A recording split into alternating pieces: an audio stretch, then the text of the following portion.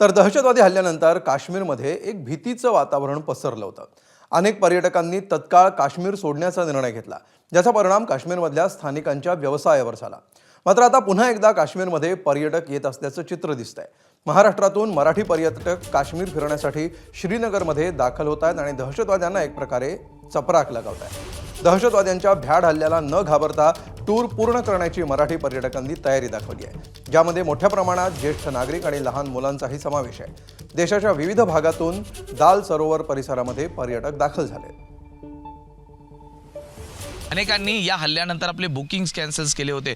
मात्र माझ्यासोबत अजूनही काही पर्यटक आहेत जे या काश्मीरमध्ये आलेले आहेत. हल्ल्यानंतर देखील पर्यटकांचा ओढ हा कायमच काश्मीरच्या दिशेने आपल्याला पाहायला मिळतोय. आपण बातचीत करणार आहोत. संपूर्णतः सगळे मराठी कुटुंबीय आहेत, हे या ठिकाणी आलेले आहेत काल हल्ल्याच्या तिसऱ्या दिवसानंतर.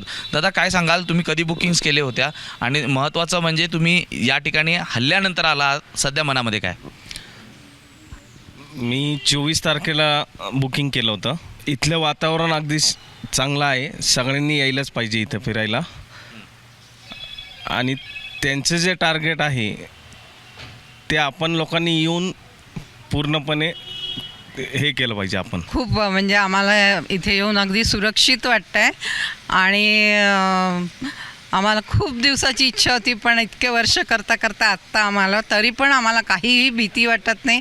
आमचे टूर ट्रॅव्हल्सवाले खूप आमची काळजी घेतात. वातावरण चांगलं आहे.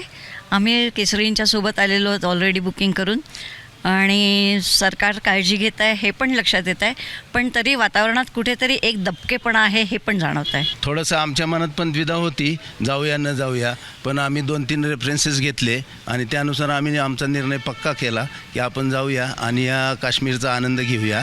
आणि आज आम्हाला असं वाटतं की आम्ही घेतलेला निर्णय योग्य होता आणि आहे. इतकी सुरक्षा पाहिल्यानंतर ते कुठेतरी स्वतःला सेफ जाणवत आहेत आणि घेतलेला निर्णय हा योग्य आहे असं त्यांना वाटतंय. पुढे जर्नलिस्ट अनिल संघारेसह मी सूरज सावंत, एबीपी माझा, श्रीनगर. एबीपी माझा, उघडा डोळे बघा नीट.